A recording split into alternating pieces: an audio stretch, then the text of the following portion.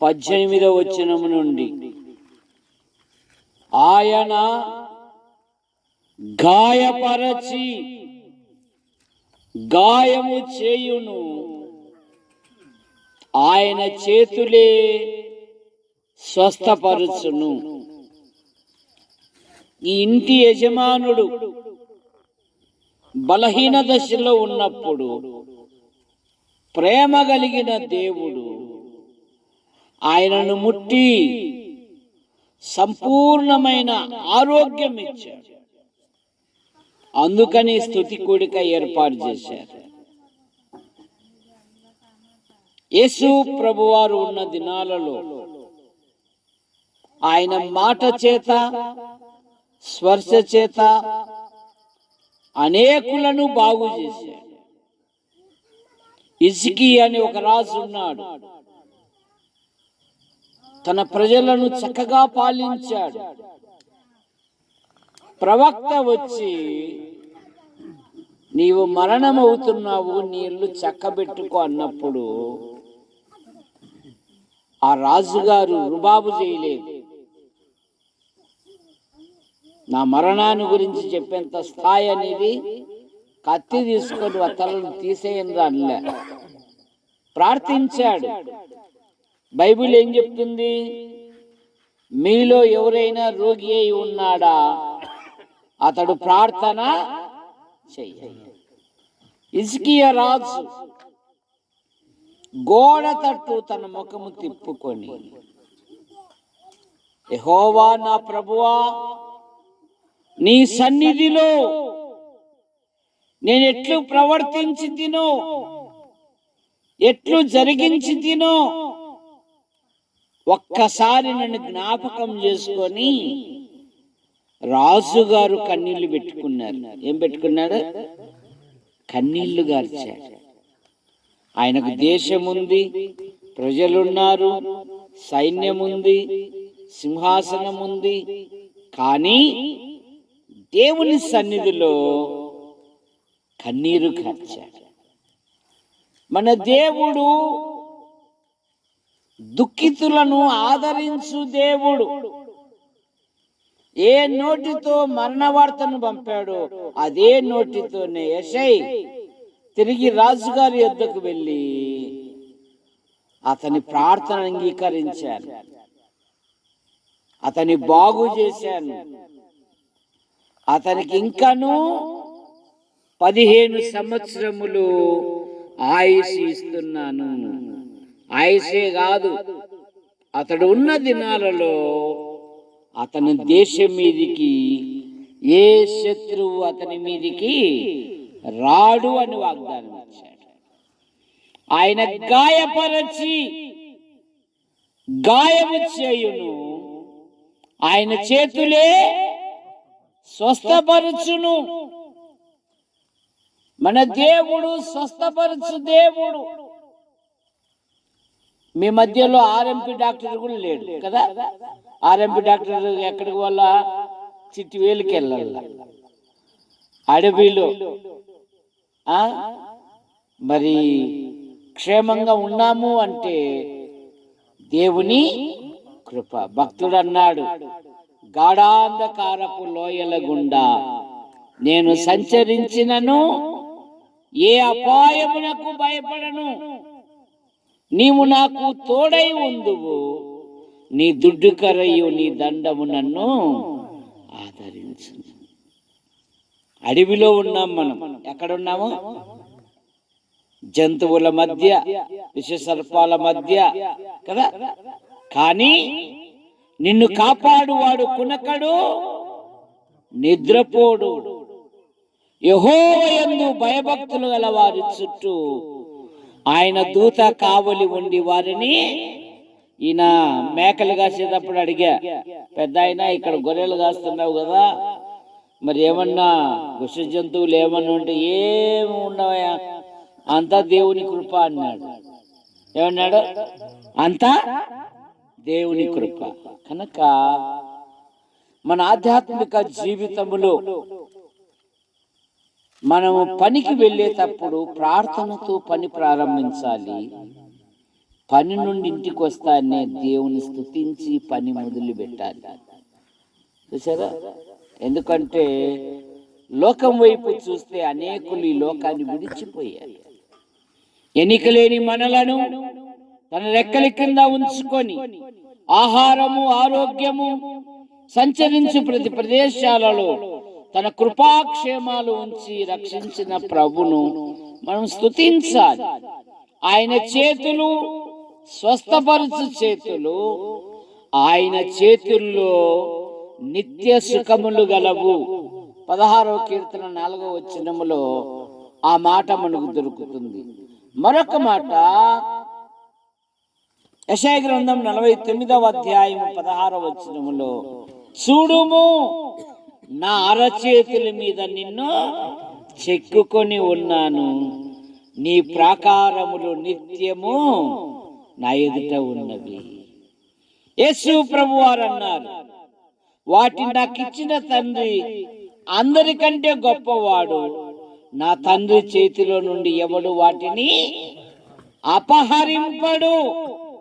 యూదా పత్రికలో ఉంది, యేసు క్రీస్తునందు భద్రము చేయబడిన వారికి.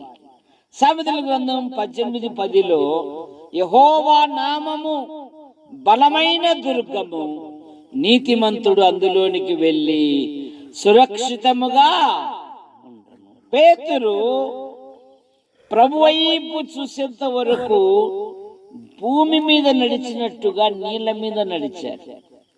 ఎప్పుడైతే గాలి వైపు చూశాడో మునిగిపోసాగాడు. మునిగిపోయే సందర్భంలో ప్రభువా అని కేక వేశాడు. మత్తయి సువార్త 14:31లో, వెంటనే ఆయన చెయ్యి చాచి పేతురును మహాజలరాశుల నుండి పైకెత్తిన దేవుడు. మన ఆధ్యాత్మిక జీవితములో తన ప్రజలను, తన యందు విశ్వాసం ఉంచిన వారిని సమస్యల చేత, శోధనల చేత, ఇబ్బందుల చేత మునిగిపోనీయడు. నిన్ను పైకి లేవనెత్తే దేవుడు. 40 కీర్తనల భక్తుడు అన్నాడు, అగాధమైన దొంగ ఊబిలో నుండి ఆయన నన్ను పైకెత్తి క్రీస్తు అనే బండ మీద నన్ను నిలిపేను అనే మాట మనం చూస్తాం. కనుక విశ్వాసులను ఆయన వదిలిపెట్టే దేవుడు కాదు. మరొక మాట, ఆయన తన ప్రజలను ఆశ్చర్యకరంగా కాపాడే దేవుడు. కనుక ఈ రాత్రి మానవుడు పాపములో పుట్టి, పాపములో పెరిగి, పాపములో జీవిస్తూ, పాప పరిహారము కొరకై అనాది నుండి అనేకమైన ప్రయత్నములు చేస్తున్నాడు. పాపములకు వచ్చు జీతము మరణము, మన ప్రభు అయిన యేసు క్రీస్తునందు నిత్య జీవము. భేదమేమీ లేదు, అందరూ పాపము చేసి దేవుడను గ్రహించు మహిమను పొందలేకపోతున్నారు. వర్ణభేదము, వర్గభేదము, వయసు భేదము, భేదమేమీ లేదు, అందరూ పాపము చేశారు. పాపమునకు వచ్చు జీతము మరణము గనుక మానవుడు తన అపరాధముల నుండి, తన దోషముల నుండి, తన పాపముల నుండి బయటపడుటకై అనాది నుండి అనేకమైన ప్రయత్నములు చేస్తున్నాడు. మానవ ప్రయత్నములు దేవుని దృష్టికి పేలికలు గనక, అయ్యో నేనెంత దౌర్భాగ్యులను, ఇట్టి మరణమునకు లోనగు శరీరము నుండి నన్ను ఎవడు విడిపించును? మానవుల పాపముల నుండి, మానవుల దోషముల నుండి, మానవుల అపరాధముల నుండి భూమి మీద ఎవరు విడిపించలేదు. దేవుడే లోకమును ప్రేమించి యేసుక్రీస్తు నామములో ఆయన ఈ లోకానికి వచ్చాడు. పవిత్రంగా జన్మించాడు, పవిత్రంగా జీవించాడు, ప్రజలకు మేలు చేశాడు. ఆయన అందులకు చూపునిచ్చాడు, అంగహీనులను కాపాడాడు, బలహీనతలతో ఉన్న వారికి ధైర్యాన్ని ఇచ్చాడు, ఆకలితో ఉన్న వారికి ఆహారం ఇచ్చాడు. కాలం సంపూర్ణమైనప్పుడు ఆయన శిలువలో బలియాగమై తన రక్తాన్ని చిందించాడు. బైబిల్ సెలవిస్తుంది, నమ్మువారు ఆయన కృపచేతనే ఉచితముగా ఖచ్చితముగా నీతిమంతులుగా తీర్చబడుతున్నారు. యోహాను సువార్త 5:24లో నా మాట విని నన్ను పంపిన వాని యందు విశ్వాసముంచు ప్రతివాడు నిత్య జీవము గలవాడు, వాడు మరణంలో నుండి తీర్పులోనికి రాక జీవములోనికి దాటి ఉన్నాడు గనక ఈ చల్లని రాత్రి, ఈ చల్లని పూట దేవుని మాటలు నీ చెవులకు, నీ హృదయానికి, నీ ఇంటి తలుపు తడుతూ ఉన్నాయంటే నువ్వెంతో ధన్యుడు గనక దూరమున్న సహోదరి సహోదరుడా, ప్రభు అయిన యేసుని అంగీకరించి పాపక్షమాపణ పొంది దేవుని రాజ్యానికి వారసులు కావాలని మనవి చేస్తున్నాం. ప్రార్థన చేసుకుందాం.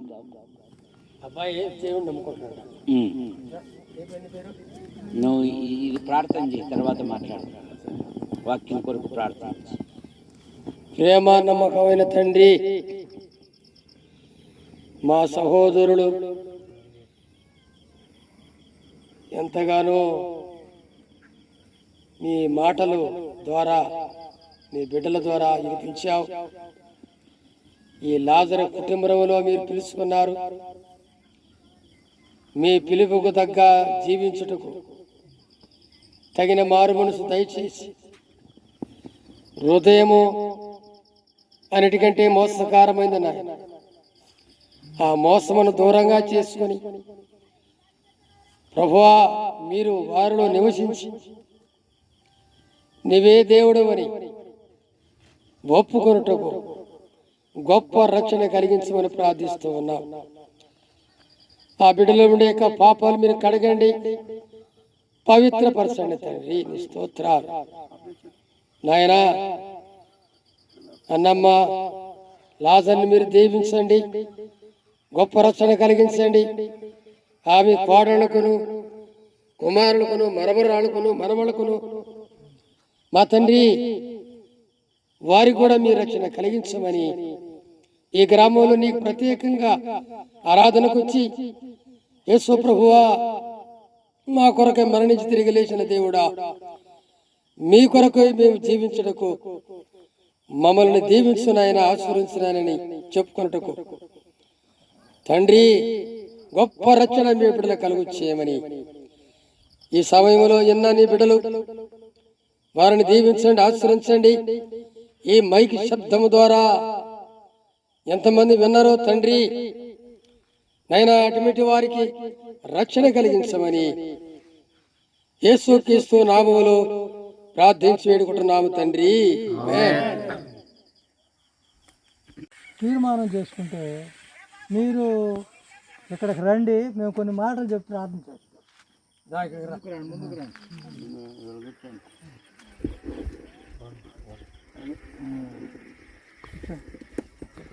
ఇంకా ఎవరైనా ఉన్నారా? వాళ్ళిద్దరే. ఆయనకి చదువుతుంది చదవగా.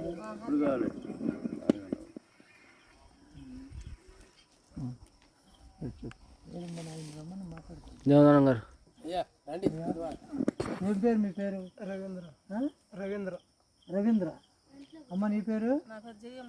ఏం పేరు? జయమ్మ. జయమ్మ. రవీంద్ర, జయమ్మ. మీ ఇద్దరు ఏమవుతారు?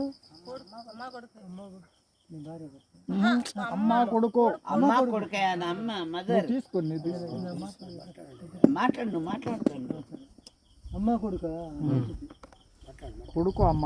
అవునవును, చాలా మంచిదమ్మా. ప్రభువుని ఈ మాటలు, ఇవాళ చెప్పిన మాటలు మీకు ఏమనిపించినాయి? ప్రభువుని అంగీకరించాలనిపించిందా అమ్మా? సరే, మీరేం చేయాలంటే వెనుతిరగకూడదు. మీరేం చేయాలంటే యేసు ప్రభుని అంగీకరించిన తర్వాత యేసు ప్రభు వైపు చూడాలి. కష్టాలు వచ్చినాయి అనుకో, యేసు ప్రభు ఈ కష్టంలో నేను ఎలా ఉండాలో నాకు తగిన ఓర్పు సహనం దయచేయి. నాకు సహాయం చేయని అడగాలి, అప్పుడే సహాయం చేస్తాడు. కష్టాలు వస్తాయి, అందరికి వస్తాయి. నువ్వు అంగీకరించకపోయినా అంగీకరించినా వస్తాయి. నీకు సాతానుడు ఏం చేస్తాడంటే కొంచెం నిన్ను ప్రేరేపిస్తూ ఉంటాడు హృదయంలో. ఏంటి, నువ్వు జడవద్దు, నువ్వు ఎప్పుడే నమ్ముకుంటే అబద్ధం ఆడకుండా ఉంటే ఎట్లా ఏంటి అనిపిస్తాడు. తప్పులు చేయకుండా ఎవరు బతుకుతారు అని అనిపిస్తాడు.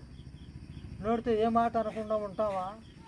ఎవరైనా తగదయిందనుకో, వాళ్ళు బాగా వస్తున్నారండి పైకి, వాళ్ళు అన్ని మాటలు మాట్లాడితే ఒక్క మాట అయినా నువ్వు మాట్లాడవేంటని మనోళ్ళు అంటారు మనల్ని.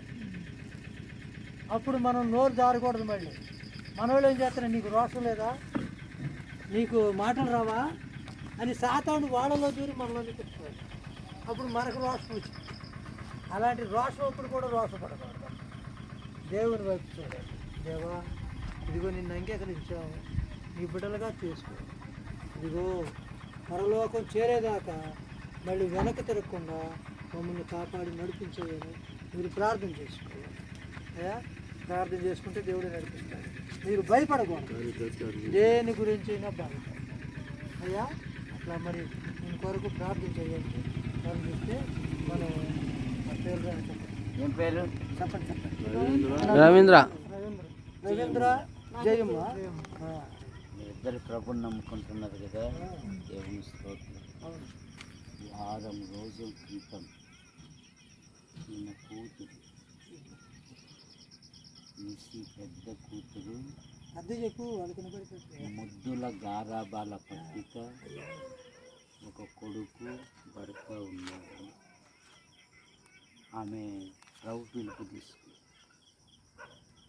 పిలుపు తీసుకున్నాక వాళ్ళు ఎంత దుఃఖంతో ఉంటారు కదా. కానీ ప్రభు పనికి వచ్చింది. ఎందుకు? ఆమె ప్రభు దగ్గర ఉంది. నేను ప్రభు పని చేయాలి. ఒక్క వారంలో ఎవరైనా ఇంట్లో కోల్పోతే వాళ్ళు ఎంత బాధగా ఉంటారు కదా లోకస్తులు. కానీ ఇది ప్రభు పని కనుక నాకు సంతోషంగా ఉంది. మీ మధ్యలోకి వచ్చి ఇట్లా వాక్యం చెప్పడం. మా అమ్మాయి నా దగ్గర లేదు, ఆ అమ్మాయిని పుట్టించిన దేవుడు తీసుకెళ్ళిపోయాడు. ఏంటి, మనమే చేయలేము. దేవుడు ఇచ్చాడు, దేవుడు తీసుకున్నాడు. లేకపోతే నాకు దేవుడు అదే చూపించాడు వాక్యం. ఇక నేనేం భయపడతల్లా, అసలు భయం లేదనుకోండి, బాధపడతల్లా. దేవుడు ఇచ్చాడు, తీసుకున్నాడు. నేను కూడా కొన్నాళ్ళు వెళ్ళిపోతాను, అప్పుడు మేమందరం కలుసుకుంటామని ఆశ ఉంటుంది. అట్లా మనం ఉండాలి. రోమాపత్రిక 8:35లో ఇట్లుండగా ఏముందును, దేవుడు మన పక్షం ఉండగా మనకు విరోధి శ్రమైన, బాధైన, కరువైన, ఖడ్గమైన, క్రీస్తు ప్రేమ నుండి ఏది మనలను ఎడబాప నేరదు.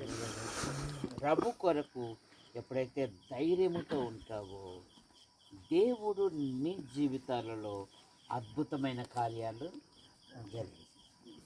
ఇప్పుడు ఈయన బర్నబా, ఈయన జీవితం మీకు బాగా తెలుసు, నాకంటే మీకు బాగా తెలుసు. అదే మీకు బాగా తెలుసు. ఈయన ఇక్కడికి సేవకు వచ్చేళ్ళకల్లే ఇదిగో దేవుడు ఒక ఆయన్ను సిద్ధపరిచి మందిర నిర్మాణం కొరకు, సేవ కొరకు ఏం చేశాడు? బహుగా ప్రయాసపడ్డాడు. ఎందుకంటే సమాజంలో ఉన్న పెద్దలు మన మాట కంటే ఈయన మాటకు విలువ ఇస్తారు.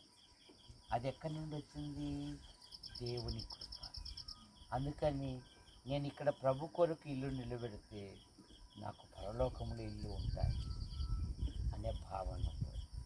చూడు, దేవుడు ఆశ్చర్యకరంగానే ఒక చిన్న మందిరాన్ని మీ దగ్గరే ఏర్పాటు చేశాడు. ఒక దైవజనుడు కూడా మీ దగ్గరే ఉన్నారు. అంతకంటే ఏం కావాలా? కొన్ని సంఘాలలో, కొన్ని పనులలో సేవకులు లేరు, వాళ్ళు ఎక్కడెక్కడో ఆరాధన పోతారు. కానీ మీ దగ్గరే ఉన్నారంటే దేవుని కృప గనక దేవుని మందిరమును ఎటువంటి పరిస్థితులలో కూడా వదిలిపెట్టకూడదు. దేవుని మందిరానికి వెళితే దేవుని ఆశీర్వాదం దొరుకుతుంది. 118 కీర్తన 26వ వచనంలో ఏముందంటే, యెహోవా మందిరములో నుండి మేము మిమ్మును దీవించుచున్నాము అనే మాట మనం ప్రార్థన చేసుకున్నాం. ప్రేమించిన మా తండ్రి, తల్లి, అలాగే కుమారుడు ప్రభు అయిన యేసుక్రీస్తును నమ్మి ఆయన కొరకు జీవించుటకు తీర్మానం చేసుకున్నారు. దీవించండి. ఇదిగో ఈ ఇంటి పెద్ద మరి ప్రభు పని కొరకు ఎంతగానో ప్రోత్సహించి సహాయపడ్డాడు. దీవించండి. ఆయన భార్యను దీవించండి, పిల్లలను దీవించండి. పిల్లలు కోయట్లో ఉన్నారని వింటున్నాం. దేవా, మీరు రెక్కల కింద ఉంచుకొని కాపాడండి, క్షేమంగా నడిపించండి. మా ప్రియుడు బర్నబాసు గారు అక్క పిల్లలు బట్టి మీకు స్తోత్రములు, సంఘాన్ని బట్టి మీకు స్తోత్రములు. దేవా, ఈ దినం జరిగిన ప్రతి పరిచర్యలో మహిమ పొందిన విధానాన్ని బట్టి మీకు స్తోత్రం. గుంటూరు నుండి, కర్నూలు నుండి, అనంతపురం నుండి, కడప నుండి మా మధ్యకి నడిపించిన ప్రతి సహోదరుని బట్టి మీకు స్తోత్రం. అందరూ అన్ని విధాలుగా ప్రయాసం, అలసిన దేహాలకు ఆదరణ, ఆరోగ్యమును రేపటి పని కొరకై సిద్ధపరుస్తారు. మా ప్రియులు ఎన్ఎం జోసఫ్ గారు అక్కను బట్టి మీకు స్తోత్రములు. కుమార్తెలు, భర్తల సంతానం, అలాగే మనైనా అల్లుడు, అలాగే మనవని కూడా దీవించండి. మరో కుమార్తె జీవితంలో మీ గొప్ప కార్యాలు జరిగించండి. కట్టుపల్లి యోహానంకులు రాజాభయానికి మీ పిలుపు తీసుకున్నారు. వారి కుమారులు, వారి భార్యలు, వారి సంతానం, వారి కుమార్తెలు, వారి భర్తల సంతానం దీవించండి. శ్రీరామూర్తి గారు కుమార్తెలు, కుమారులను కొడుకుని ప్రార్థిస్తున్నారు. ఆయనకుంటున్న ప్రతి బలహీనత మీరు ముట్టి స్వస్థపరచండి. కట్టుపల్లి జాన్ నెల్సన్ గారు ఆయన భార్య పిల్లలు, పాల్ గారు ఆయన భార్య పిల్లలను కూడా దీవించండి. సంఘాలను బలపరచుటకు అన్ని విధాలుగా అన్ని సమయాలలో వారు సహాయపడుతున్న విధానాన్ని బట్టి కూడా ముగిస్తారు. దీవించండి. రాత్రి మహిమ పొందండి. విడిచి వచ్చిన కుటుంబాలను, సంఘాలను మీరు ఎక్కల కింద ఉంచుకొని కాపాడండి. రేపటి పని కొరకై సిద్ధపరచండి. మా కొరకు ప్రార్థిస్తూ, మా అవసరాలు తీరుస్తూ మమ్మల్ని ప్రోత్సహిస్తున్న ప్రతి వారిని దీవించండి. ముఖ్యంగా మా తెలుగు రాష్ట్రాలలో సమృద్ధి అయిన వర్షాలు లేవు. వర్షం కురిపించేంత శక్తి మాకు లేదు. దేవా, భూమి మీద తొలకరి వాన, కడవరి వాన కురిపించేవాడవు నీవే కదా. సముద్రాలను కదిలించండి. బలమైన అల్పపీడనాలు ఏర్పడి బలమైన వర్షాలు పడినట్లుగా మీకు కృపడుతాయి. దేవా, మీకు స్తోత్రం. రాత్రి మహిమ యేసు ప్రభు నామములో ప్రార్థిస్తున్నాం తండ్రి, ఆమేన్. ప్రేమ గల తండ్రి, పరిశుద్ధుడు దేవా, ఈ యొక్క మాటలను మీరు బోధించినారు. ఇదిగో నాయన, నీ బిడ్డలు రవీంద్ర గారు, తన తల్లి జయమ్మ గారు, వారి హృదయములను తెరిచారు. వారిని భద్రపరచండి తండ్రి. లోకములో వెనుతిరగకుండా ముందుకు సాగిపోవునట్లు ఈ యొక్క ఊరిలో బలమైన పాత్రలుగా వారు ఉన్నట్లు సహాయం చేస్తారు. దేవా, నీ కృపను, నీ దయను, నీ ప్రేమను వారు పొందుతూ ముందుకు సాగుటకు సహాయం చేయండి. విశ్వాసమునకు కర్తవ్యం అని కొనసాగించేవాడవు నీవు గనక నీ చేతులకి బిడ్డలను అప్పగించుకొనిస్తున్నాను. వారి యొక్క బంధువులందరూ కూడా ఈ రీతిగా నిన్ను అంగీకరించేందుకు సహాయం చేయండి. ఈ రాత్రి నాయన ఈ బిడ్డలను మీ చేతికి అప్పగించుకుంటున్నాం. కూడి వచ్చిన బిడ్డలను, మరి లాజరు గారిని, వారి కుటుంబం అందరినీ కూడా మీ చేతికి అప్పగించుకొనిస్తున్నాను. ముఖ్యముగా ఆయన తల్లి జయమ్మ గారు, ఇదిగో రవీంద్ర గారు మీరు నడిపించి నాయన మీరు రాకడ కొరక ఎదురు చూసేవారుగా సిద్ధపరుచున్నారు. ప్రతి ఆదివారం ప్రభు దినమున మందిరమునకు వెళ్ళి మీ వాక్యం విని వారు బలపడినట్లు సహాయం చేయండి. ఆగిపోకుండా సాగిపోవడానికి సహాయం చేయండి. మీ చేతులకు ఆ బిడ్డలను అప్పగించుకోవచ్చు.